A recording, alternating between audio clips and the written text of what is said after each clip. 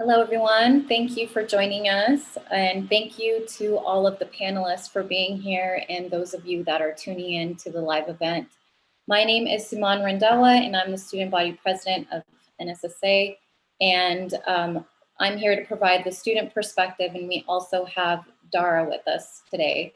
And we'll be reading, we'll be moderating today, and we'll be reading like kind of a mix of the questions. And so I'll pass it off to Dara. Please introduce yourself.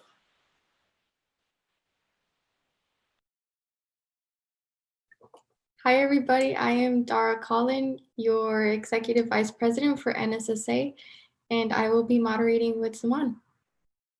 Thank you, Dara. And so the purpose of today's event is in regards to the recent uproar that's been revolving around the slayings of Breonna Taylor, Ahmaud Arbery, and George Floyd. And so these are just a few to name on the long list of people whose lives have been taken too soon. But the purpose of this is to talk about knowing your rights and anything that's related to the recent slayings. And we aim to better equip the students with tools to express themselves. And yeah, so moving forward, I wanna, before we get started with the questions, I wanna take a moment of silence to take time to reflect, remember, and pay respects to the lives lost.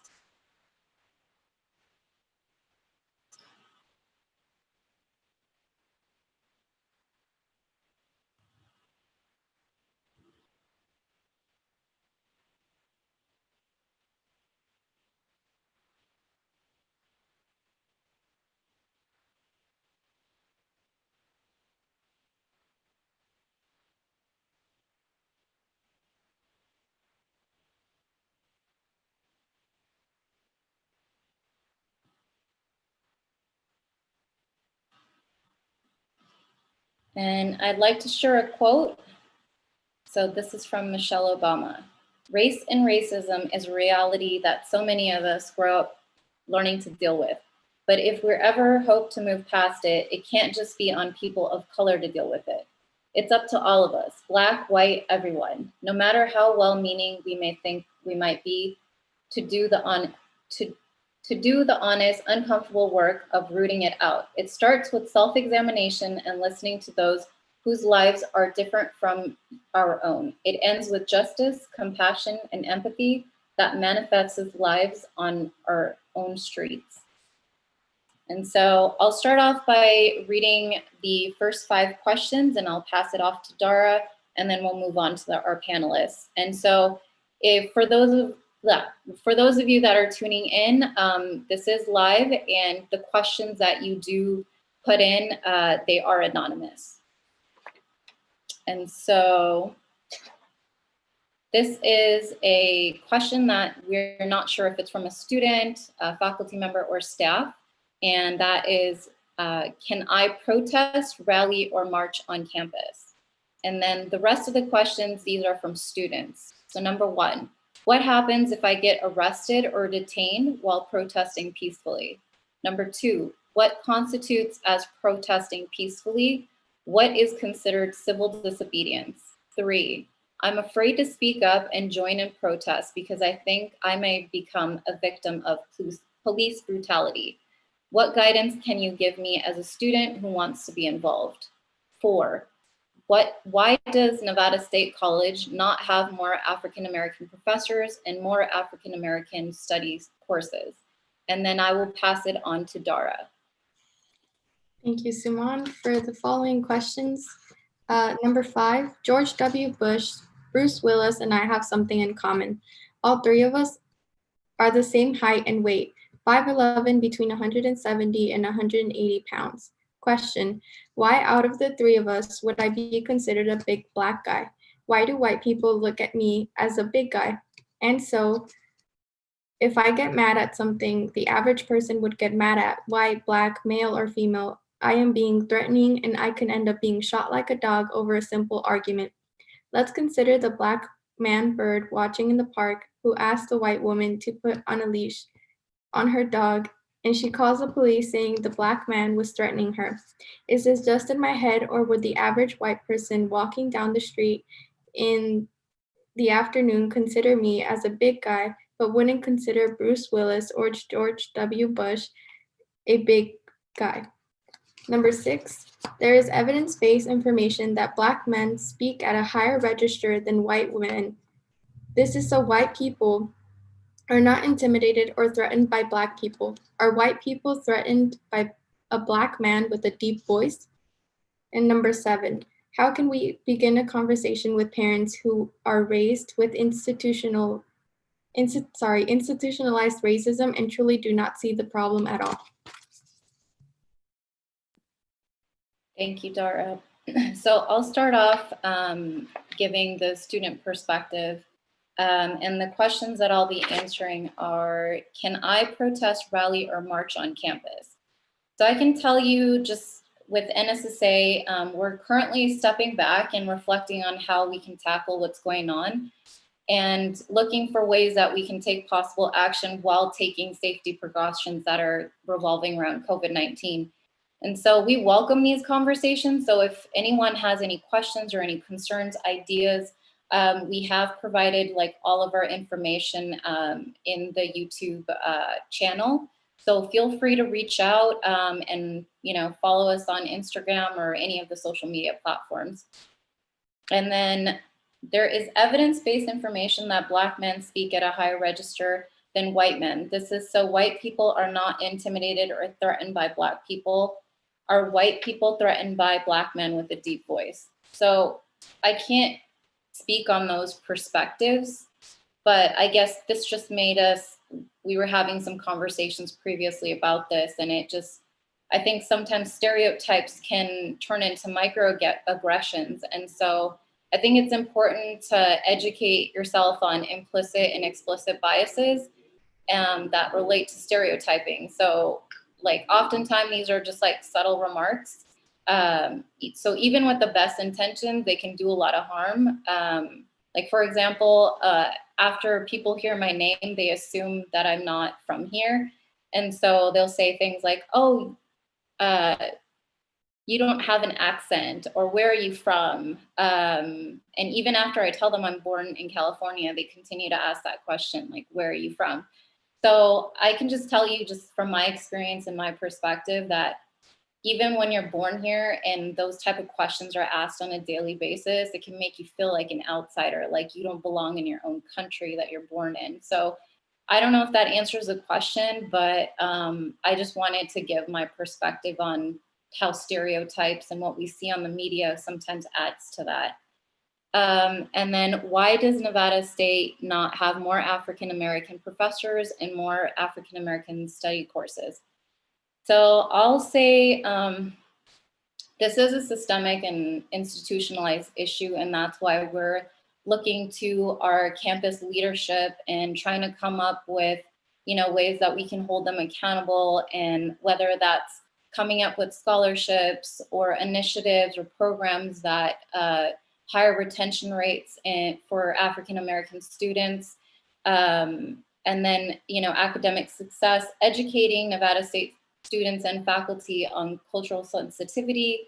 And so we'd like for there to be some sort of like fundraisers or donations made that help with the Black Lives Matter movement and also give back to the African-American community.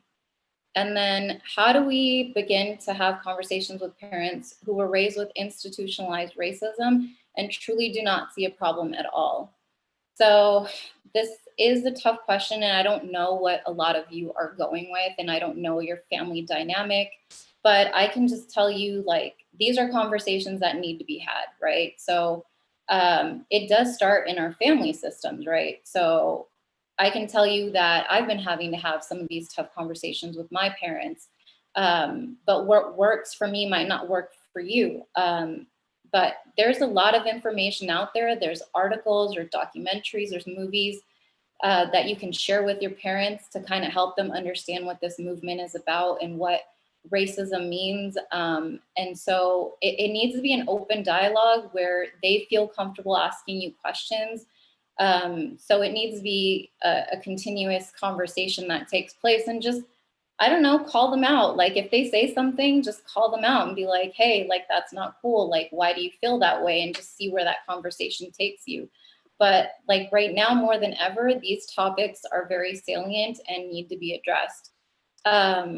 And so I think those are the questions that I can answer. And Dara, do you have anything to add to that?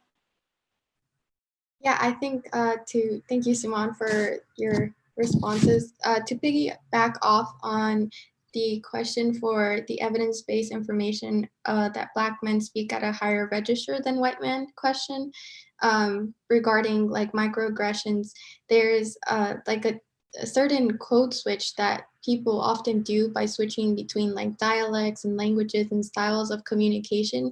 And I think that's where all the microaggressions come in within not sounding a specific race or your specific like ethnicity that like you have experienced, I have too, that they tell me, oh, you speak English really well. But it's like, well, I've been at school, like I do all these things. But that one's one of the ones that we like most were talking about, like you mentioned. And then for how can we begin a conversation with parents who have raised with institutional racism? I agree, definitely just setting up those like difficult conversations, sitting down and putting forward the false media that isn't being actually presented. So put in media that is actually being given with right information, and sitting down and watching movies like The Help on Netflix and things like that. So yeah. Thank you, Dara. With that, I want to add, for those of you that do have kids too, like it's never too soon to have these kind of conversations because their minds are shaped from a young age, right? So I think it's important to have these conversations from a young age. I mean, there's a lot of books out there that you could read to your kids that are anti-racist. So I would look into that. And if anybody wants any recommendations, like I have a few books that I can recommend. So we're gonna move on to student life with Phil Lamont. Please feel free to introduce yourself and then answer the questions that you feel best answering.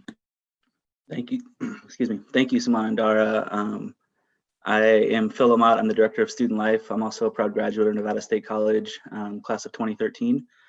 For those of you who know me, I'm definitely a person who rambles, and I want to stay under my time to make sure that I don't take away from the wealth of knowledge that the other panelists have to share with the audience. So I have prepared a response. I'm happy to have an organic conversation with anybody who wants to have it, but I'm going to read my response to keep me on track and stay under time. As I drafted this, I did my best to recognize every privilege that I have, because I do recognize that I have privilege from a lot of different angles. The question that I am going to respond to is how can we begin a conversation with parents who are raised with institutional racism and truly do not see the problem at all? I think the first step to providing a response to this question is to understand what institutional racism means. An institution in this sense doesn't mean buildings and organizations necessarily. Really what it boils down to is that an institution is a law, practice, or custom. So institutional racism is essentially saying that our society's custom is that racial discrimination is normal behavior. The reality is we're all products of institutional racism, because institutional racism is a reality in our country. Where we differ from person to person is in the last part of this question, and that's how big of a problem this actually is. Some think it isn't a problem at all, like the question indicates, and some have a lived experience that highlights that it's a problem in the biggest way every single day. Many people fall somewhere in between.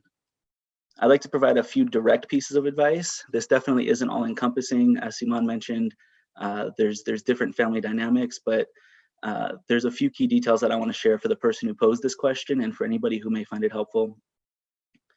Number one, understand why the conversation is important to you. You have to critically examine why your perspective is what it is, and you have to do this before engaging someone else in a conversation where you challenge their beliefs.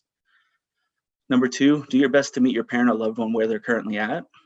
Number three, focus on the topic you're talking about and try to not make it personal. Number four, check in with each other. If the conversation seems to be getting tense, do a check-in and ask if they think it's productive to move on or if they want to table it. But the key here is to not be too easy on them. Definitely ask for a commitment to continue the conversation after you both had time to reflect on the current dialogue. And number five, have a support system of like-minded individuals. I lean on my wife, I lean on my team in student life, I lean on other colleagues and friends. It's a way to retreat to a safe space and debrief difficult conversations you have with people who aren't like-minded, to allow you to re-energize so you can continue having these difficult but extremely important conversations without burning out.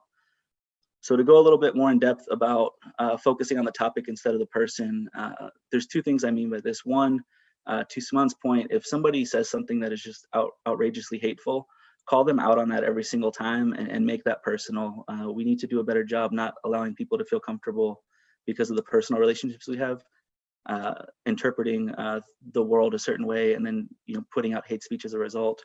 But the second part of what I mean by focus on so that's a disclaimer. What I really mean by focusing on the topic instead of the person is, if you start out saying, hey dad, the way you live your life is really messed up and supports maintaining institutional racism, what you're really asking them to do in that situation is to either become defensive or to be able to deconstruct a lifetime's worth of indoctrination in a single conversation. Versus asking a question about a single topic, you can then help them to break down and understand that institutional racism may very likely, and in all likelihood does, play a role in them developing their perspective on how they interpret that singular topic. And that'll set you up for deeper conversations moving forward. And ideally, change will occur over time. So these next two examples are ideas for topics that might help you kick off a conversation. The first is a suggestion to watch two movies. Watch Lean on Me starring Morgan Freeman and watch Freedom Writers with Hilary Swank. Once you watch both, critically think about the emotions that you have attached to the movies. Ask yourself, do they inspire you in different ways? If you finish Lean on Me and think, what a jerk, I'm not sure I agree with his approach, but I'm glad it worked out. But then you watch Freedom Writers and you think, I can't believe all that she gave up and went through to make her students successful. Don't be too hard on yourself, but you really need to start thinking more critically about what you're consuming. Be aware of this white savior issue that is portrayed through film. It is evidence of institutional racism in itself. Looking at the short description for each movie on IMDb says it all. For Lean on Me, it's the dedicated but tyrannical Joe Clark is appointed the principal of a decaying inner city school, and he is determined to improve it by any and all means. Versus Freedom Writers, which reads, a young teacher inspires her class of at-risk students to learn tolerance, apply themselves, and pursue education beyond high school. They're both based on true stories with positive outcomes, loosely based, but one is portrayed as aggressive and the other as relentless. Once you gather your thoughts and develop your own perspective, ask the person you're hoping to have a conversation with to also watch the movies and engage in conversation about them. Moving on to a new example, you'd be really hard pressed to find anyone in the nation that doesn't have some familiarity with Colin Kaepernick and him choosing to kneel during the national anthem in protest of injustices that exist, including police brutality. Spend the first part of the conversation understanding each other's perspectives and dig into why you all might disagree on whether or not it's disrespectful to kneel. And once you feel good about understanding each other's perspective, start to challenge the person you're talking to with probing questions. Questions like, how many of the people that you know that have chosen to condemn his actions actually stand up for the national anthem when they're watching a game from the comfort of their living room? Why is that different? Is Pride for America connected to the live sporting experience? And if so, why is it the worst thing for Cap to kneel, but a white dude that made the choice to be in a stadium would not get ridiculed because he chose to not lose his place in the beer line when the national anthem started? Because let's be honest, they would rather miss the anthem than the kickoff. Colin did his research. He was open to changing his approach based on feedback from a Green Beret. However, the US flag in itself is an institution by definition in this country, and many dismiss that part of the story. The events that occurred following Kaepernick kneeling during the anthem truly are the result of the dominant narrative getting to pick and choose whose perspective reigns supreme. That is institutional racism. I think it's important to acknowledge, again, that each person's situation is going to be different. No advice that I could have provided would be perfect for everyone's individual circumstance. Definitely feel free to reach out to either the Office of Student Life or CEDI if you'd like to talk about your specific situation, and we are willing to support or connect you with resources that help you navigate your situation. For us, our email address is studentlife@nsc.edu. I want to close with, I was fortunate enough to see David Stovall, who's a critical race theorist out of the University of Illinois at Chicago, guest lecture to one of my classes that I was taking. And one of the pieces of advice that has always stuck with me since is that this shit is really hard. Do what you can to make progress and trust that others are doing what they can. Something that I saw on social media recently that really illustrates this concept was the statement that some are posting on social media, some are protesting in the streets, some are donating silently, some are educating themselves, some are having tough conversations with friends and family. A revolution has many lanes. Be kind to yourself and to others who are traveling in the same direction. Just keep your foot on the gas. Hopefully that provides a helpful starting point for whoever answered the question. I'm humbled to have had the opportunity to be included. The people on this panel are all absolutely amazing, and I'm excited to listen and learn from each of them moving forward. Thank you for your time. Thank you so much, Phil. We're going to move on to the Dean of Students, Dr. Stephanie Coleman. Hi, Scorpions. So I am Stephanie Coleman, Dean of Students. My area of oversight at NSC include advising, DRC, care teams, student life, housing, and conduct. So I'm going to be answering questions that were centered around conduct. So the first question, can I protest, rally, or march on campus? And again, we aren't sure if that was a faculty, staff person answering that question. So I'm going to answer from the student perspective. You have every right to march, protest, and demonstrate on campus. There's nothing in the conduct policies that says you cannot. What I would encourage students to do, if this is something that you want to do, please take a look at the conduct policy, because there are behaviors that could manifest at the protest that now put you in direct violation of the conduct policy. One in particular would be obstructing students from trying to get from one place to another, or they're trying to get into the building and you're blocking them from going into that building. So now that is a conduct violation. If you are in a large crowd with a group of individuals and somebody accidentally pushes you or steps on your foot and you decide you're going to shove them, punch them, well, now you have violated the conduct policy. So again, you can protest, you can march, you can demonstrate, but just be mindful of those behaviors that could manifest in that environment that now puts you in violation of the student code of conduct. Another question that was asked that I feel fairly comfortable answering is, what happens if I get arrested or detained while protesting peacefully, specifically my enrollment, eligibility, and financial aid? Well, when you complete your FAFSA, there is one question, there are a couple of questions that ask about conviction and drug-related convictions. There are no other questions that ask about arrest, participating in demonstrations. So your FAFSA, losing your FAFSA should not be an area of concern unless, of course, again, we're talking about that very specific area where it's asking you about drug convictions and drug activity. So you're safe there. Regarding enrollment, so are you a prospective student? You've applied and you've been accepted, so you're not technically an NSC student.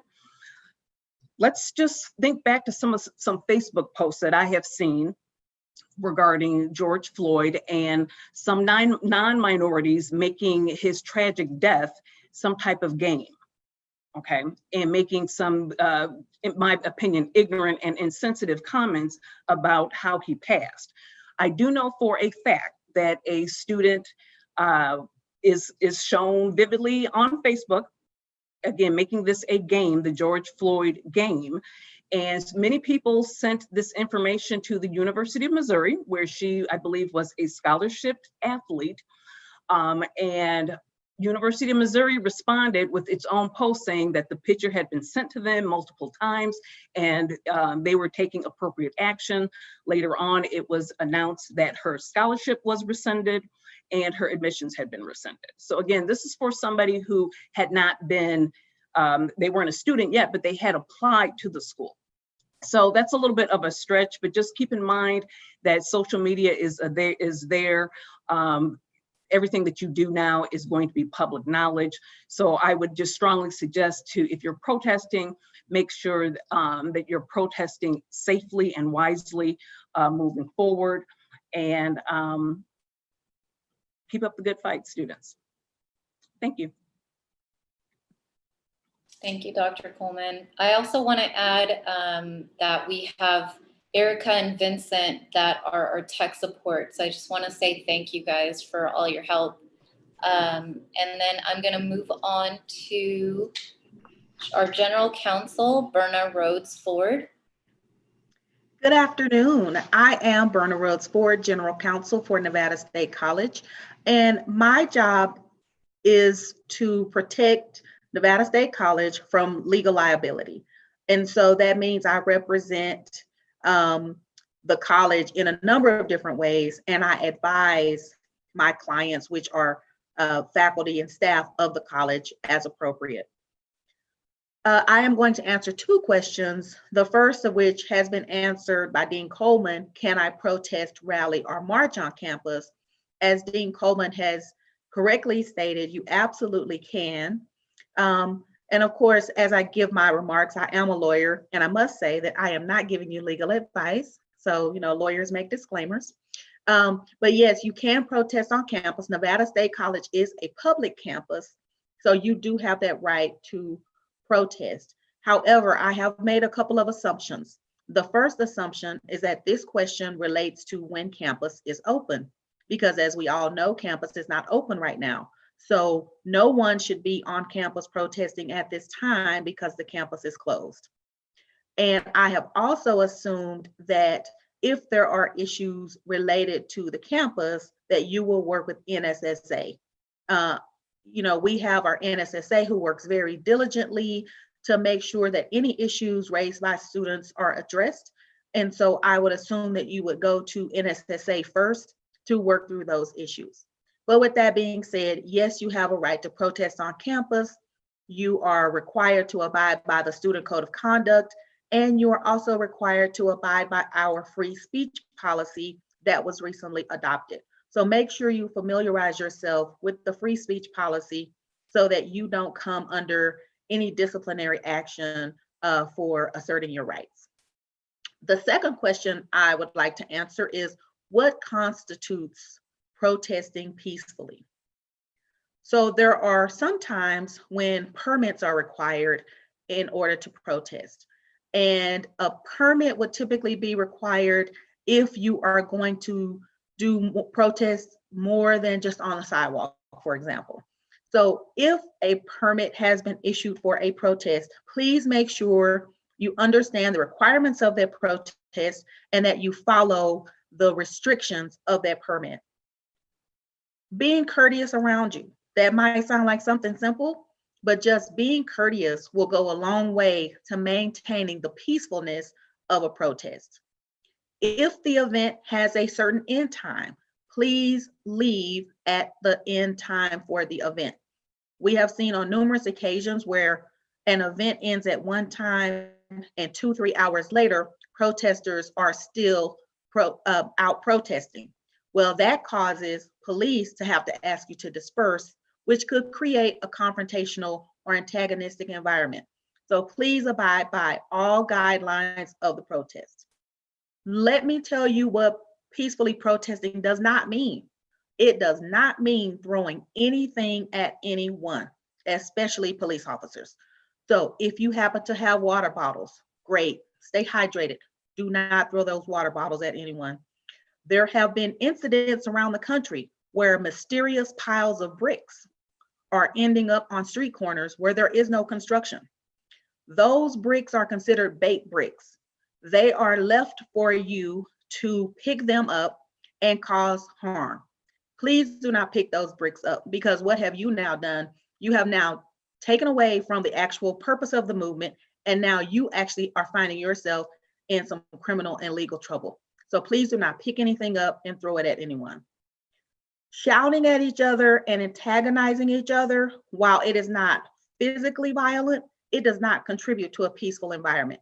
So please, I know tensions are high, emotions are high, but just try to maintain the peacefulness of the protest. Impeding others' right to pass or blocking entry to a store or any other place is not considered peaceful. So please don't do that. And then just, again, this is not a physical issue, but just disrupting other people's speech. There are sometimes counter protesters at the events. They are there with one specific purpose, and that is to impede the movement, to get you off your game, so to speak. So don't let them take away from what you are there to do, and just keep marching peacefully, keep marching ahead. Thank you. Thank you so much, Breonna.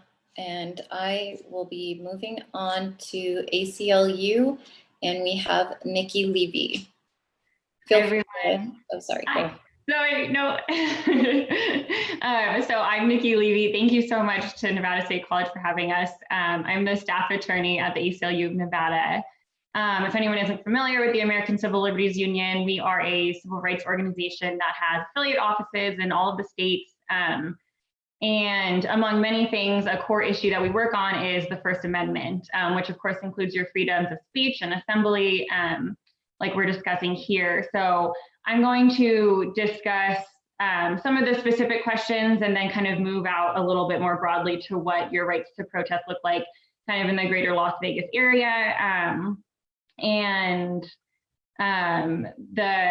So I'll talk the first question, what to do if you're allowed to protest on campus. I will talk about what to do if you're arrested at a protest. And then I'll also try to touch on some advice for students who want to get involved in protests, but are worried about becoming a victim of police brutality. So those kind of specific questions. I also have to issue a disclaimer, this is not legal advice, but just so you can understand your rights under the law. There's a lot of material here, so I'm going to try to move somewhat quickly, and hopefully I don't talk too fast, but always available for follow-up questions after this. So I'll give out my information at the end too. So I'll start with, can I protest, rally, or march on campus? I echo everything that Dr. Coleman and Ms. Rhodes-Ford said. You should definitely be cognizant of specific rules in your student handbooks or school policies that might apply in these situations. Obviously, I do not know those, so I can't speak to those. But I can say more broadly with protesting in Las Vegas, in Nevada, as a general background, most everyone knows the First Amendment protects your right to protest, which includes rallies and marches. But it's not an unlimited right. And so you need to know where your rights apply and where they don't to stay safe. So your rights are strongest in what we call in the legal world, traditional public forums. These are streets, sidewalks, parks, places like that. You probably also have the right to speak on other public property, like areas in front of government buildings. You can't block access to those buildings, and you can't interfere with other purposes that any property was designed to do. So for example, we see a lot of protests in front of courthouses. The area in front of a courthouse, typically always a public forum. That doesn't mean you can go inside the courthouse and disrupt the proceedings and things like that. And you'll hear me sometimes saying probably. It's just because it's the law and we don't always know how it will apply in every scenario. So forgive me if it's a little bit, there might be a case where that's different, but so you'll hear a lot of probably or reasonably. So Nevada State College obviously is a public college. So while you're on campus, the school does have to respect your First Amendment rights. But they, just like any other government entity, can set limitations to those. We call them reasonable time, place, and manner restrictions. These are rules about how and when you can demonstrate on campus. They generally won't run afoul of the First Amendment so long as they're what we also call viewpoint neutral. So they can't discriminate based on what you're saying. They can only tell you when and how you can say those things. Reasonable time, place, and manner restrictions also have to be just that. They have to be reasonable. So it's probably reasonable for the school to prevent you from protesting, especially with sound amplifiers, bullhorns and things like that near classes that are currently in session. That might very well be reasonable. It's probably unreasonable for them to make a blanket statement that no protesting is allowed during school hours at all. Not saying that the school would do that, but that's just an example of how that right might work in reality. You don't have the same rights indoors as you do outdoors because of concerns about disrupting the classroom environment in the school setting, for example, or noise and sometimes fire safety issues. Colleges and other buildings can generally impose much more restrictive rules on what students can do inside a building than they can on what students can do outside of a building. So where they would probably not have a good reason to stop you from conducting a peaceful protest in a quad area or some other open space, they probably do have a legitimate reason to stop you from doing certain gatherings inside of buildings. So a thing you should know generally about public spaces is when you're lawfully present in them, meaning you have the right to be there, you haven't been asked to leave by a law enforcement officer, you have the right to photograph, and that includes video recording, anything that's in your plain view. So anything that you didn't have to go inside of another place to see. This includes federal buildings and it includes police officers who are in your plain view. So you can record interactions with law enforcement. Obviously, you should be respectful about it. You should not get in their face, but you do have every right to record law enforcement. That is obviously, a video of George Floyd's horrendous murder is what got us here. And so the ACLU always recommends that you do record interactions if you're worried something bad is going to happen, but just be wary of those rights. You don't need a permit generally to march in the streets or sidewalks, as long as you're staying in the sidewalks and you're not obstructing car or pedestrian traffic.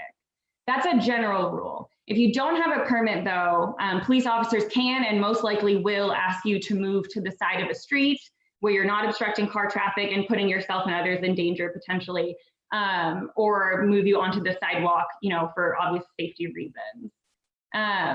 Police can shut down a protest through a dispersal order. It's what we call it. Basically, they can ask you to leave a place, even a public place.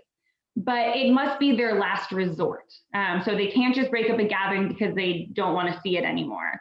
So there has to be a clear and present danger of a riot, disorder, interference with traffic, or another immediate threat to public safety. If that hasn't happened, police should not be asking people to disperse so long as they're lawfully present in a public forum.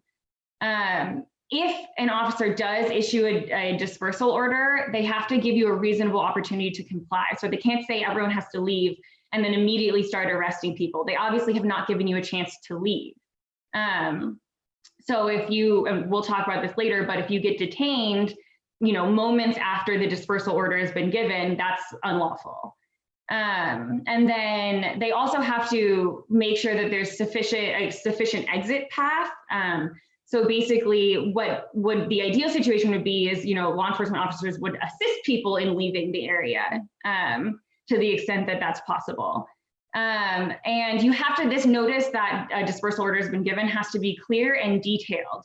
We come into this trouble with this issue during really large protests because obviously there's a lot of people, it's hard to hear. If law enforcement doesn't have any sort of amplified sound device, then it can be really tricky. We see reports all the time of people who genuinely didn't know that a dispersal order had been given.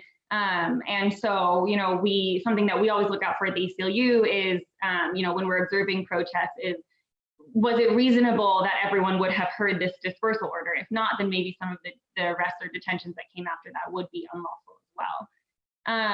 A quick note on private property, you do not have First Amendment rights on private property. So, unless it's your own private property, I guess I should say. So private property owners set the rules for speech on their property. So if you go to a private place and they ask you to leave, you are trespassing and now you are immediately eligible for arrest, essentially. So you need to know that. The government can't restrict your speech, the government meaning, law enforcement or things like that, can't restrict your speech if it's taking place on your own property or if a private property owner has given you permission to be where you are. But if you don't have permission, you're trespassing. And the First Amendment can't help you there. So that's kind of a general protest. And obviously there's a lot more we could dig into there, but that should apply kind of blanket to situations that you might come into. The other thing that I'll talk about is if you get arrested, what should I do? And I have to make this quick. So there are basic rules. So one, and I know as I say this, it's not easy, but try to remain calm. And you should never physically resist a police officer. If you get stopped by police, ask if you're free to leave. If they say yes, calmly walk away. If you're not free to leave, ask why you're being detained and ask what crime you're suspected of committing. If you are arrested, and I'll wrap this up, I promise, just know this, you ask for a lawyer immediately. Don't say anything, don't sign anything. Tell them you're invoking your rights to be silent and that you won't agree to anything without a lawyer present. And then demand your right to a local phone call. And note that if you call a lawyer, the police cannot listen to your phone call. If you call anyone else, the police might listen. So just be cognizant of that. And I'll wrap it up here. And then maybe if there's time at the end, I'll get to that third question that I didn't get to. Thank you. Thank you so much, Nikki. That was a lot of information. Appreciate it. Moving on to University Police Services with Jessica Moore. Thank you. My name is Jessica Moore, and I am the Assistant Director with University Police Services, which is the primary law enforcement agency for Nevada State College. Thank you for the opportunity to participate today. I'm going to speak to some of the questions that we already talked about. I will expand on those regarding getting arrested or detained while protesting peacefully, what constitutes as protesting peacefully. And the third question, which reads that I'm afraid to speak up and join in protests because I think I may become a victim of police brutality. This third question actually really upsets me personally because it bothers me that any of our students would feel that they cannot exercise their First Amendment rights on our campus. We certainly do not accept or condone any form of excessive force or police brutality. I want to make sure that that is unequivocally clear. We do not accept or condone that. In fact, when you see our officers at a protest or at an event, we want you to see them as a resource, and we are there to make sure that you can have that event peacefully. We work very closely with the event organizers and the school to make sure that happens. So that being said, I want to discuss a little bit what makes a protest not peaceful and things that may require police action. So these include actions by participants that make the event unsafe, that might be violating the law or might be infringing on others' rights. For example, acts of violence, setting fires. If you are throwing items that may injure somebody around you, may injure police officers, may injure anybody in the crowd. If you are blocking access to public areas, such as a roadway where traffic has the right to pass. If you're blocking, like it was said before about blocking buildings, blocking pedestrian access where people have a right to pass. These are things that may require police action. There's also Clark County Ordinance, Clark County Ordinance 12.30. If people want to look that up for further information, which bans certain items and weapons at protests, including some things such as chemical sprays, items filled with hazardous materials that could be thrown, bricks, which was discussed earlier, baseball bats, certain types of sticks, woods, or metal pipes. So I think that's important that individuals know that and maybe take some time to look up that ordinance. Additionally, it's also unlawful to possess a firearm on school grounds if you were not aware of that. When it comes to legal process, there's several things that can happen if you are detained. The first is you might receive a warning and an officer may just ask you to leave or disperse. You may be issued a citation and released to appear in court on another date. You may also be arrested, in which case you'd be transported to a local facility for processing, where you'd be afforded right to bail. You may be released on your own recognizance to appear in court at a later date. So those are the things that could happen legally. And with that, I believe I will wrap up and pass off to the next presenter. Thank you, Jessica. And moving on to our own faculty and representing law enforcement is James Jones. Hello, everyone. Thank you for having me. My name is Dr. James Jones. I teach in the law enforcement department. And the question that I had, the question was actually pretty had multiple points or multiple parts of the question. So I'm going to take what I gleaned from the question and I'll give you the response to it. So the question basically asked, why are African-American men viewed as being larger, more violent, more aggressive than their Caucasian counterparts?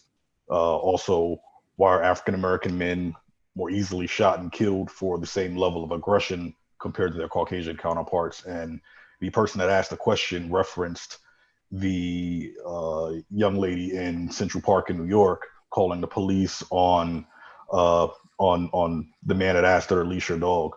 Asking me that as an African-American, why are African-American men viewed more violent, more aggressive, and more easily shot and killed by others than their Caucasian counterpart is really difficult for me to answer. Reason being is because I'm an African-American male trying to figure those same things out myself. I have a 13-year-old son. I try and come up with the answers to give him for those questions.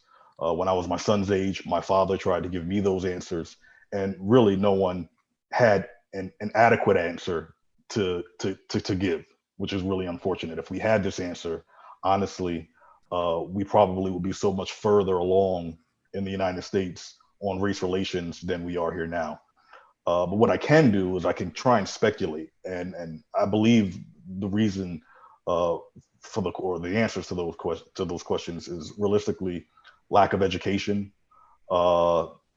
believing stereotypes, cultural transmission. Cultural transmission is nothing more than passing down practices, behaviors, and beliefs from generation to generation.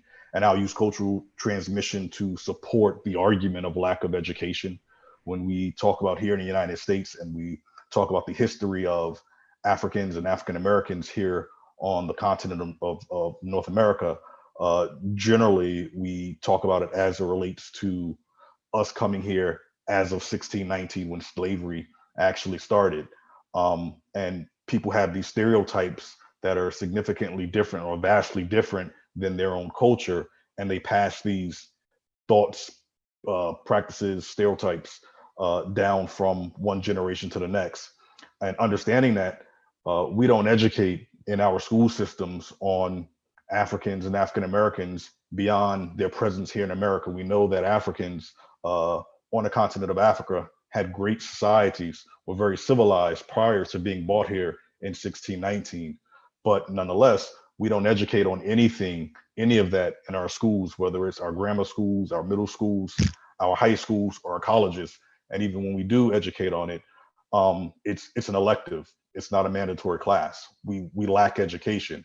So again, when you have people creating stereotypes and then passing these stereotypes down from generation to generation without having adequate knowledge on a culture, you generally have people who create their own stories, and then when they create their own stories, their narrative may not be true, and their narrative obviously is a lot different than what truly is. So again, for me as an African American male answering this question, it's very difficult to answer because I'm not the person who sees me as being violent. When I look at other African American men, I don't see them as being violent. I don't see them as being aggressive. Even if they're large in stature, I don't see that as being a threat. I don't decrease my octave in speaking. So again, that was another question that I believe someone else is going to answer. But again, when you're asking me this as an African American, it's difficult to answer that question because that's not my perspective as an African American. So I think if we really want to answer that question, we probably need to give that question to someone that is not of the African American race, who might be able to provide a better answer on it, because my answers are nothing more than speculation. Thank you for that. And we're going to move on to another faculty member, Dr. Chris Harris. Thank you, Suman. Professor Chris Harris. I'm an associate professor of communication at Nevada State. Been there about 10 years. I want to address two questions. One that referred to Black men feeling as though they need to speak at a higher register to be perceived as less of a threat, and then address the lack of African-American faculty and why there are so few African-American studies courses at Nevada State. I'm gonna start with Black men feeling compelled to speak at a higher register, because I think it piggybacks on James's response well. I think the question he responded to of perceived size of African Americans goes right along with the use of a deep voice, and it all ties with Blackness being perceived as a threat in the U.S. Throughout history. Some of my response is going to, or all of my response will be speculation as well. I do agree with James that to get answers to some of these questions, we do need to speak to white folks to really get an answer as to why, but I can give my speculation. If coming from the assumption, and this is an assumption based on, this is an informed assumption based on a lot of research and a lot of study, that United States is built on the exploitation of people of color, whether it's the genocide and land theft from the native peoples that were here to the hyper exploitation in terms of labor, beginning with slavery and through Jim Crow. This type of exploitation, it needs certain technologies for it to be able to work, right? And I'm going to view racism as a technology of control, right? the things that must be engaged in to keep people in their place, to exploit them in the ways that the United States has exploited people of color throughout its history are horrific and brutal. And for the majority of the population to turn a blind eye or even be in support of the types of aggression that has to be brought on these people in order to exploit them, there needs to be certain what we'll call justifying myths, right?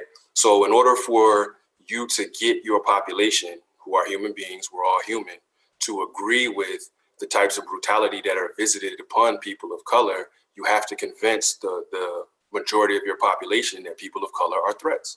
And so that must be cultivated in the American psyche. It's been embedded in the American psyche in myriad ways that we can talk about if we have time at the end. But this effort has been effective.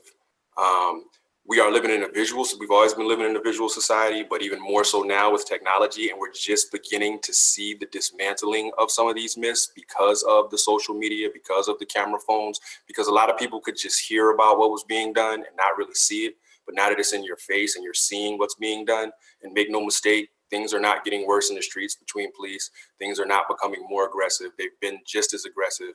It's just that we're catching it on film now, right?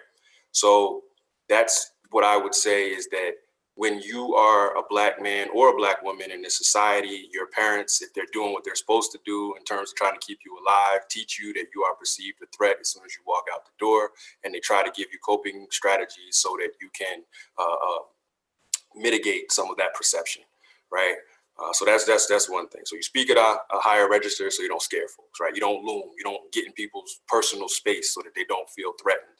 You have to control your temper. You can't really show any emotions that even hint at anger, or you will be perceived as a threat because you're already perceived as a threat. And if you show the anger, then something, you might get sanctioned in ways that can be loss of life, loss of ability to make a living, demotion, things like that. Briefly, I was just doing to address the lack of African-American faculty and the lack of African-American studies. I anything off the hook at all, but I chalk some of that up to the youth of Nevada State College. It's only 18 years old, maybe 19 as of this fall, 18 as of this fall.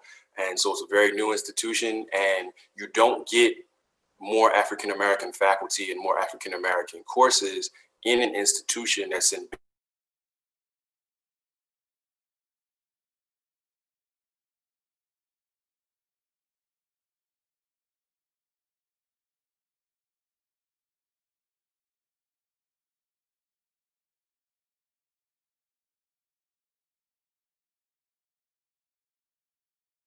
higher education without having Black people have more initiatives based on African-American studies courses and hiring more African-American faculty. One of the things that can be done is more training for search committees in terms of how to go about recruiting and bringing in African-American faculty.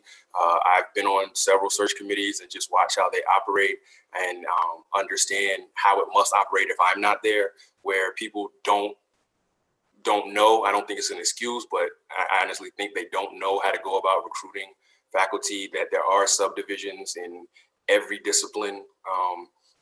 So every discipline has a major trade organization. And in that trade organization, there's subdivisions that are dedicated to African-American faculty that you can contact and reach out to and post jobs in. And I don't necessarily see that happening in comm, because I am probably the longest tenured comm professor here. We do engage in those efforts, and we've had zero problem in terms of hiring Black American faculty and retaining them. So that's one thing. And in terms of Black American studies, it's coming. A lot of initiatives that are meant to make this campus more welcoming and supportive of Black American students are coming. We were in the process of gaining traction on that until COVID hit, so it'll come. But one of the things that this movement has taught us, or that I've like to take from this movement, is that you have to have multi-pronged approaches. So it's almost this mentality or headspace of on the way. So when you look at the movement, you see some people talking about reform the police, some people talking about defund the police, some groups talking about abolish the police, right? But they're seizing the energy of this moment and collaborating so that, okay, we're gonna push for reforms, on the way to defunding, on the way to hopefully abolition, if that is a possibility that makes sense, right? So it's, when I talk about the African American Studies courses, we're starting to develop more of them, we're hiring more people, but on the way, I would encourage students and faculty to take advantage of the African American faculty and administrators and staff that you have now. And there's a lot of informal spaces. I know my office that I share with another colleague is an informal space. If you are interested in African American studies or Black American studies, or you want to have those conversations to come through, a lot of students know about it. We are building another space in one of the fish bowls of LAS. That'll be another space for that. And we'll give you these informal spaces until we can formalize this, but please know that it's coming, and please know we're working on developing more situations for African American faculty and Black studies. Thank you, Dr. Harris. And we are going to end off with these questions with Pal Vu from CDI. Thank you, Suman. Again, my name is Pal Vu, Director of Community Engagement and Diversity Initiatives. Among several other goals and objectives, our department strives to support historically marginalized populations, to work toward fostering equity and inclusion on campus. If you'd like to learn more about how you can get involved with diversity programming or some of the initiatives we have going on relating to our office and other diversity and equity efforts on campus, please message me about the Diversity and Inclusion Task Force at CEDI at nsc.edu. I'm going to simplify the question I'm going to address for the sake of time. It's the same question that Dr. James Jones addressed, but essentially, why are Black men stereotyped to be large and threatening? The stereotype of Black men being large and physically aggressive, threatening, actually stems from the history of monolithic images created by the white imaginary as an extension of white supremacy and patriarchy. As Patricia Hill Collins, Karen Anderson, Yenli Espiritu, among many other feminist scholars have argued, the creation of these archetype images, such as Sambo, Uncle Tom, Mammy, Jezebel, all of which are characters who have been dehumanized, lack nuance and complexity, especially in contrast to the supposed good white male slave owner, was really intended to control race relations, to protect white men what they believed to be theirs, that is property, but also white women, specifically the Southern Belle, as if white women are an extension of their property, while at the same time granting white heterosexual men access to Black women, and of course, women of color in general as archetypes of other races also existed to control race relations. There's a deep and troubling history that continues to pervade our society today. In my own research on sex, dating, and marriage, among those who believed certain stereotypes to be generally true about specific racial and ethnic groups, respondents generally identified with both positive and negative stereotypes when they responded to one of those stereotypes being true. For example, if a respondent indicated that Black men were athletic, these respondents also had a tendency to believe that other stereotypes to be true. For example, being loud, obnoxious, violent, or even criminal. Positive stereotypes, such as in this case being athletic for Black men, essentially serve as a double-edged sword, as they also reaffirm negative stereotypes, such as the ability to be threatening and the likelihood to be a criminal. Once again, such racist belief systems are deeply rooted in white European history. In Joan Nagel's book, Race, Ethnicity, and Sexuality, she cites Anne McClintock's analysis about the sexual obsession white Europeans had during European colonialism. Quote, for centuries, the uncertain continents, Africa, the Americas, Asia, were figured in European lore as libidinously eroticized. Travelers' tales abounded with versions of monstrous sexuality of far-off lands. As legends had it, men sported gigantic penises and women consorted with apes. Feminized men's breasts flowed with milk, and militarized women lopped theirs off. Africa and the Americas had become what can be called the pornotropics for the European imagination, a fantastic magic lantern of mind onto Europeans that projected its forbidden sexual desires and fears, end quote. There are at least a couple of reasons why these controlling images, as scholars would refer to them, continue to exist. One is that stereotypes continue to be passed on from one generation to another, as Dr. Jones pointed out. And as Phil and Suman and Dara discussed, we need to have those difficult conversations with family members for change to actually take place. But it's also because these images continue to be reproduced and consumed over and over through popular culture. People vote through their consumption patterns, such as through ratings and sales at the box office. We need to continue to educate about these issues. We need to develop and demand for more nuanced images of Blacks and other people of color. We need to put our money where our mouth is. Wakanda forever, back to NSSA.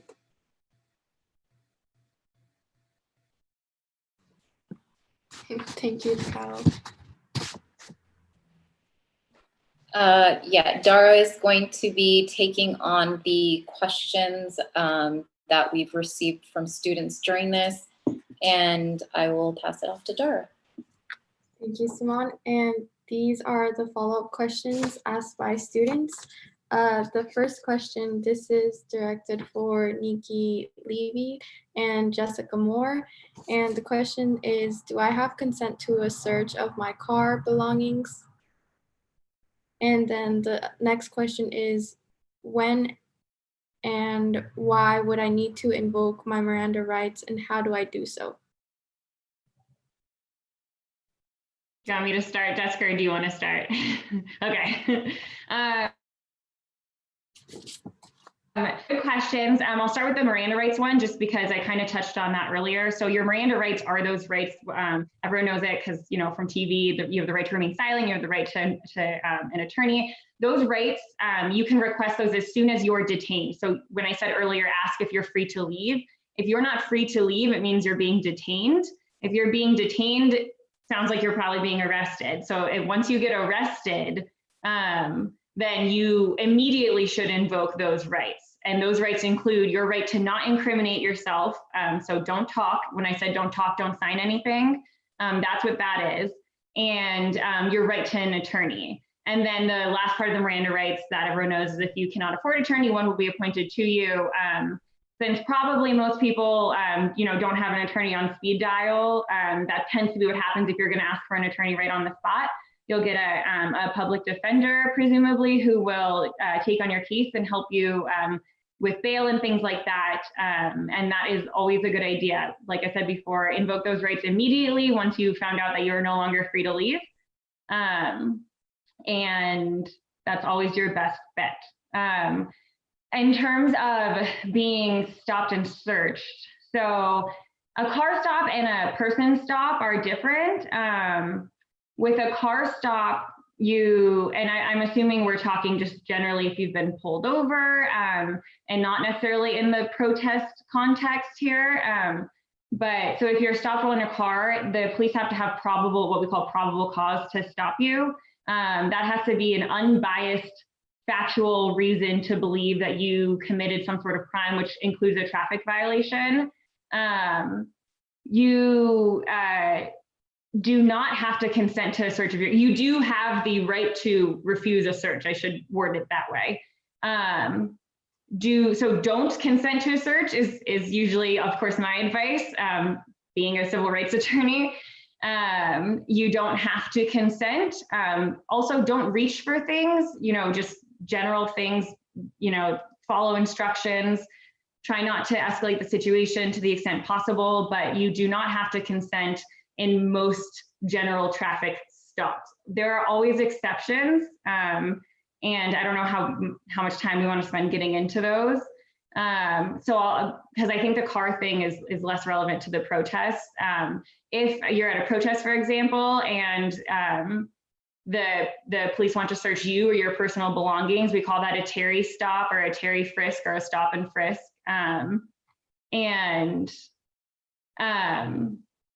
The police again have to have reasonable suspicion, meaning a clear, specific, again, an unbiased reason for suspecting that you may have been involved in a crime or about to commit a crime or armed and dangerous. Again, and I do want to point out, as it was just pointed out to me too, that it is not always, legally speaking, it makes the most sense for you to not consent to searches. However, realistically speaking, that is not always going to be the safest thing to do. And I want to acknowledge the fact that, you know, if you're in a situation where you need to de-escalate the situation with law enforcement, and you fear violence or anything like that, you're going to have to read the situation the way that you feel will be the safest for you. I wish I had better advice than that, but I don't. If you are searched, your person is searched, the police have the right to pat down your outer clothing. They're not supposed to squeeze your pockets or anything like that or reach into your pockets. But once they pat you down, if they believe they felt a weapon, they do have the right then to reach into your pockets. Again, you know, you can always say, I do not consent to a search, but acknowledging the fact that that is not always the safest thing to do. Unfortunately, that's one of those situations where you are just going to have to read the situation and decide what you think makes the most sense. But again, you know, don't reach for your waistband if you can help it. Don't, you know, keep your hands where people can see them. Those are always, you know, good de-escalation tips. And like I said before, try to remain calm to the extent that's possible, and just try to be polite. And, you know, listen to instructions, don't run away. Hopefully that kind of covers it on my end. And Jessica probably has some follow-up things to say. Thank you. So we could probably spend an hour talking about this. Search and seizure is a large class amongst itself. I'll just add about Miranda. Generally, if you're in custody, we will read you Miranda prior to questioning you. So think Miranda is triggered by custody and questioning. And it's certainly your right to invoke your Miranda rights at that point if we read them to you prior to us asking questions. Let me try and differentiate a little bit when it comes to searches. We just talked a little bit about Terry stops. And if we believed you have a weapon, reasonable suspicion, person's armed, has a weapon, safety concern, we might pat you down for a weapon. That is entirely different from if I'm going to search your vehicle or your residence. You certainly do not need to consent to a search of your vehicle or your residence, but know that if an officer has probable cause and maybe they stop your car on reasonable suspicion for a traffic stop, and then while on the traffic stop develop some sort of probable cause that a crime has been committed or is being committed, they can search your vehicle at that point on probable cause. They may also get a search warrant, okay, and they might also conduct an inventory search of the vehicle depending on department policy if the vehicle's towed. So those are ways that a search might be conducted. If a residence, there should be a search warrant. And you certainly also do not have to consent to a search of your residence either. I hope that clears things up a little bit. Thank you, Nikki and Jessica. This question is directed for anybody to answer, so feel free to answer whoever resonates with this more. Thomas Jefferson is quoted as saying, "If a law is unjust, a man is not only right to disobey it, he is obligated to do so." What are some examples that you feel are unjust laws?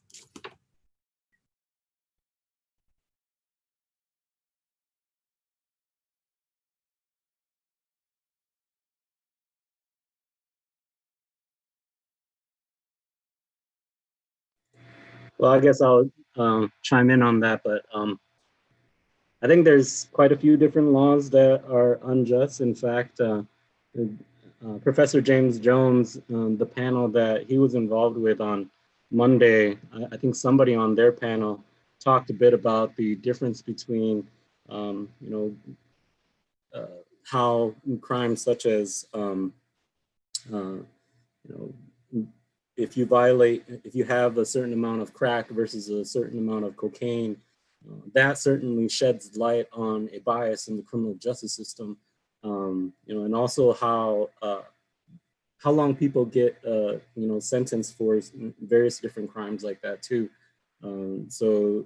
Even if like you're looking at the same types of crimes, if you look at an African-American person, a Black person, being sentenced for crack versus a white person being sentenced for crack, and along with many other different crimes, what you will actually see in the criminal justice system is that Black people really do get sentenced for a longer period of time. And so I think there are some laws that are unjust like that on the books. Just right off the bat, it's hard to come up with other ones like that that are just like that one. Gets talked about by criminal justice scholars a lot, that comparison between crack and cocaine. And I can piggyback off of that a little bit, especially when we talk about law enforcement interactions in minority communities. We can talk about loitering laws, which during the Reconstruction era were considered vagrancy laws, and we come into now the 21st century. We have loitering laws, and a loitering law is nothing more than when you're standing in front of a building or something like that. And we can take New York City, where you have a lot of people who live in high-rise buildings, and they're standing literally in front of their residence, which now, because you have these loitering laws in New York City, misdemeanors allows that police interaction to occur, which then allows for something else to occur. Maybe some form of a search and seizure, which leads to an arrest. You have search incident to arrest, but I'm not going to go through an entire search and seizure class here. But you have small laws like that. Whereas when you look at the difference between African Americans and Caucasian Americans, African Americans often live in urban areas. Sometimes you have those laws, but then you don't have those laws or those misdemeanors in your suburban area. So if I stand in front of my home, my single family residence in a suburban environment, a police officer could come by, and it can be 3, 4, 5 of my friends standing in front of my home. They won't have that loitering law to rely on to initiate that police interaction. We can even talk about open container laws. Whenever I teach law enforcement classes, I talk about the difference of how open container laws in some states, where if you have an open alcoholic beverage in front of a dwelling or on an open street, it's an eradicated misdemeanor. It's an arrestable offense. But again, if we look at the difference of the way it's enforced in your urban areas versus your suburban areas, it's enforced totally differently. So again, if I live in New York City in Brooklyn and I'm standing in front of my high-rise apartment building with an open can of beer, it's an eradicated misdemeanor. I'm going to be arrested. You then have search incident to arrest, which then allows for someone to be searched after a legal arrest. But if I am in a suburban area and I have an open container, I can stand in front of my single family home on a public street and have a conversation with a cop with my beer in my hand and it not be enforced. So again, we're talking about the difference between the way laws are enforced in your primarily minority communities compared to your Caucasian communities. And these police interactions often lead to, we look at them as just misdemeanors, but when you look at them in the greater scope of the criminal justice system, it leads to a lot more. It leads to that disparity of minorities that are represented in the criminal justice system. Thank you, Pal and Dr. Jones. For the following question, this question was directed towards Jessica Moore. And the questions say, have you ever been put in a position where you enforced a law or a measure that you didn't necessarily agree with? And the next question says, what protocols are in place to ensure what a white supremacist is unable to become a police officer? Some sort of background check, but does that include social media affiliations? If a police officer is found to have affiliations to a white supremacy group, what is the policy for their removal?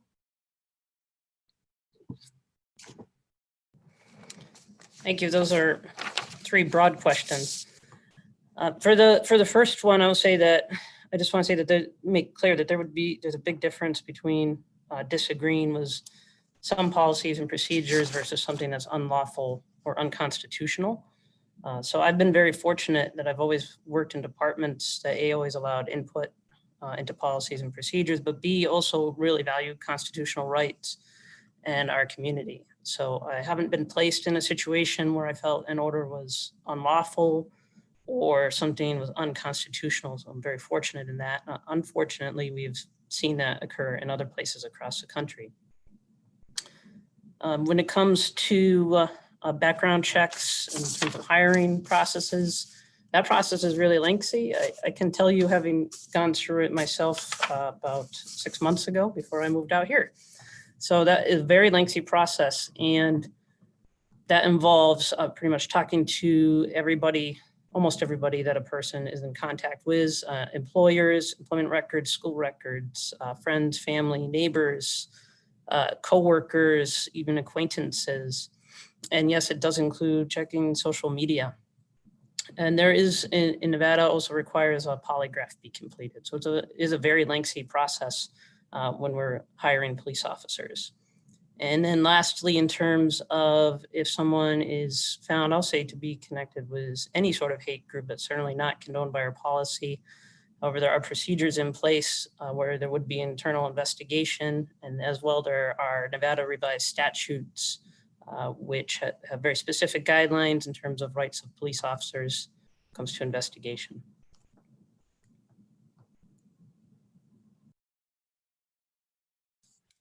Thank you, Jessica. The following question is free for anybody to answer, and it states, what would be the best way for achieving reform in police departments?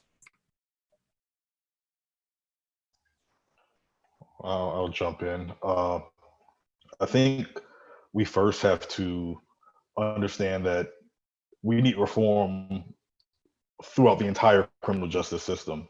A lot of times we look at law enforcement, we have to remember law enforcement is a part of a system, and each component of that system is interdependent on the other. So again, we need reform in law enforcement. We need reform in our court system, because again, we know that African Americans only make up 13% of the population, but one out of every three African American men will see the inside of a jail cell. We know that African Americans are arrested at higher rates for drug possession, narcotic sales, despite using and selling narcotics at the same rates as their Caucasian counterparts. We know that African Americans are given longer prison sentences than our Caucasian counterparts, despite being convicted of some of the same offenses. We know that African Americans get the death penalty at higher rates. So again, we need to reform the entire system, because if we only reform one part of the system without reforming the other part of the system, we're still going to have an issue. But if we were talking specifically about law enforcement, the executive branch of the government, I think we need to do a number of things. I think we need to look at training. Again, most police academies are only 6 months in length, and a lot of times they focus on criminal law, they focus on defensive techniques, they focus on firearm proficiency. Those are the three primary things that we're focused on when I was in the police academy. We may need to lengthen that police academy from 6 months maybe to 8 to 10 months to focus on things such as cultural sensitivity, verbal de-escalation, responding to mental health calls for service, because we know that these are all things that police officers do, but often they're not trained to do these things. So if you're responding to a call for service where you need a specialized skill, but you don't have that skill, you rely specifically on the training that you have. And if you don't have that training, we see how that can end. I think we also need to professionalize policing. We've been moving in that direction for a period of time, but there's still a number of law enforcement agencies throughout the country where the minimum education requirement is a GED, and you're giving people the ability, the duty, and the responsibility to take a life, to make the judgment call on taking a life, where they can take someone's freedoms away without even having someone take a class in sociology. Sociology is the study of human behavior, the study of human interaction, taking a psychology course. So again, I think we need to professionalize policing, all of our police agencies, not just some that are willing to require educational requirements. We need them all to require educational requirements so that we can understand that these are some classes that our officers need and that will benefit our officers and benefit our communities. And then last but not least, there's been a number of studies that have shown that police departments that have people that live and come from the community, especially when you're talking about local policing, where people are responding to calls of service, that they actually have less use of force, less deadly use of force.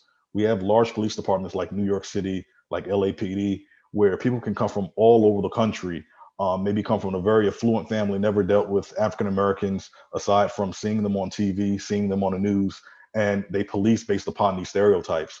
I think we need to have residency requirements where if you want to be a police officer in this city, in this jurisdiction, you need to have lived there for a certain amount of time before you're even eligible to be considered for being recruited for the police department. And then you have to live there for a certain amount of time after you've been recruited, after you've gone through the police academy, after you started working. And that'll allow our police officers to know the community that they're actually policing and not policing based upon stereotypes. Because when you police based upon stereotypes, again, we see the outcome and it's not conducive to what we want to accomplish as a society. And I'd also like to chime in on that. Oh, Dr. Harris. Go ahead, Brian. Okay. Just there is a website, 8 Can't Wait. It's the number 8can'twait.org. And it talks about things that we can do to reform police departments. There are 8 different things, including banning chokeholds, requiring a duty to intervene, and several other, requiring use of force on a continuum. So there are 8 different things. If you want to go and look at those are great suggestions for reforming police departments. I will yield the floor to Dr. Harris.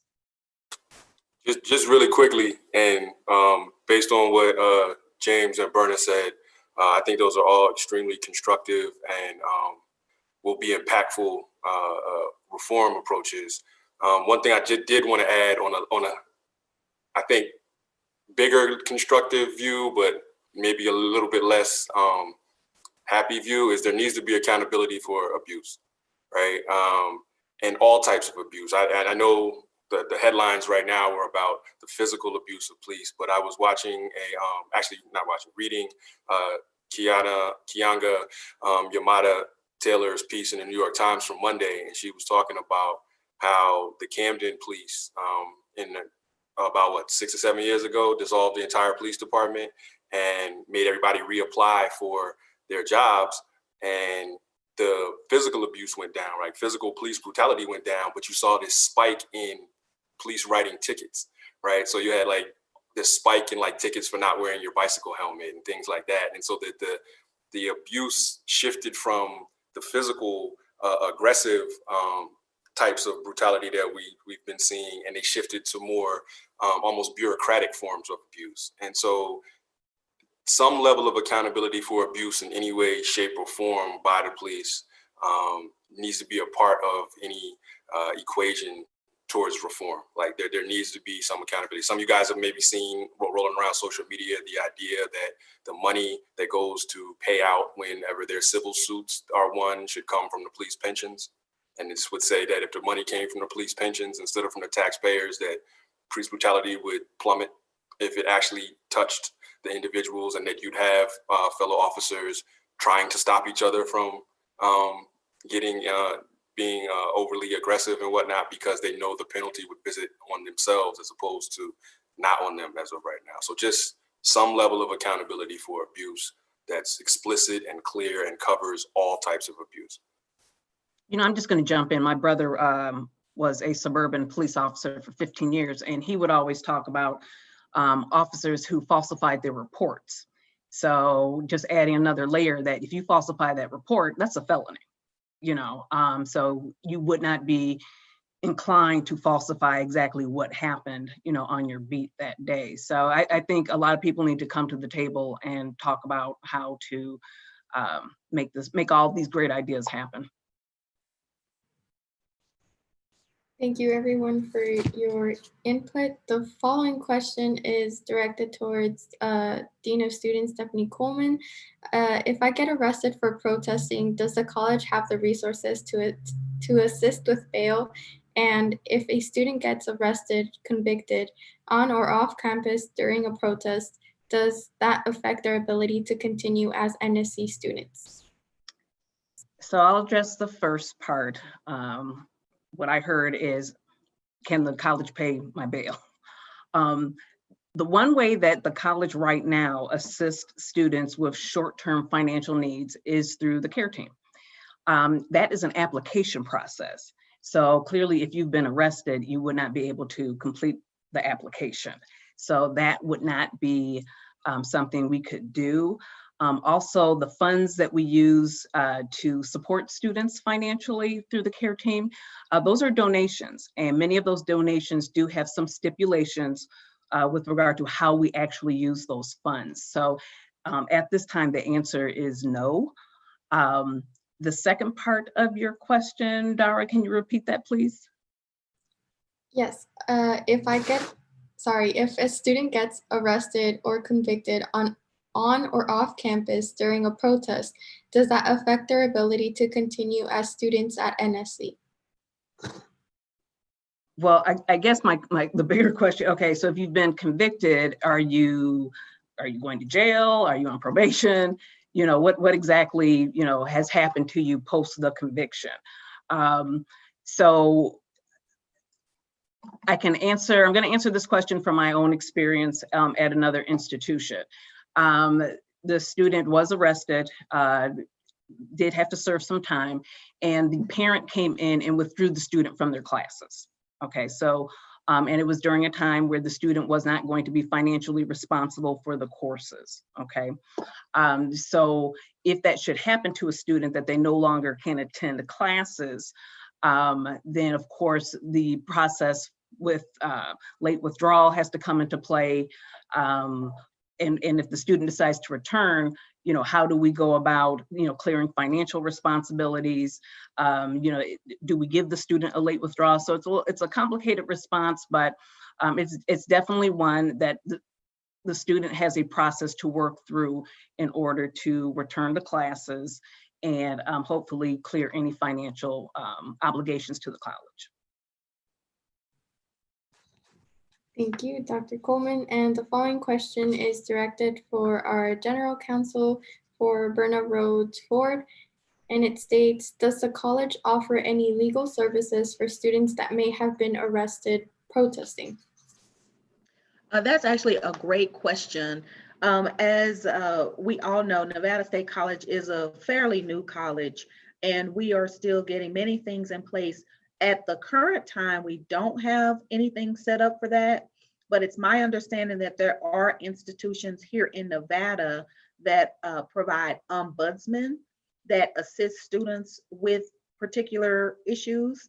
And so that's certainly something that I'm willing to raise. Obviously, I cannot make that decision on my own, but it's certainly something that I'm willing to bring back and get the discussion started. Obviously, that takes resources. And as everyone knows, we're in a budget crisis at this time. So although we may be willing to do something, it might not be feasible at this time. However, I can assure you that that is something that we can investigate and update. I'll update NSSA on that. So President Suman, I'll be in touch with you on that issue. Thank you so much. And the last question is open for anybody to answer. And it says, do you feel that equality can ever truly exist?